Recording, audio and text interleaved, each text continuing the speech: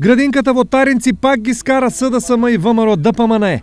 Според опозицијата, објектот е направен наврат на нос, па тие се во тешка дилема дали дечињата таму се безбедни. Прво, дали објектот детска градинка има употребна дозвола и дозвола за работа?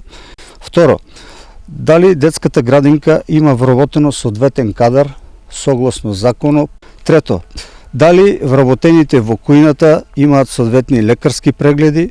Има жалби од родителите дека централното затоплување кое што е парно на пелети не е во функција и дечињата влегуваат во незатоплени простории.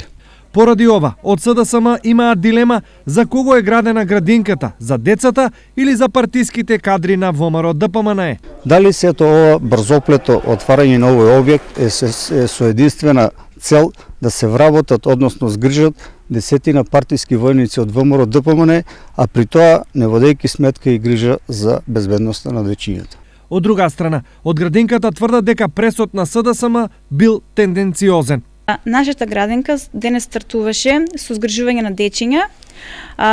Целосно е поминато сите инспекцијски надзори. Вработените се регуларно вработени со санитарни книжки. Внатре затоплување, грејењето функционира.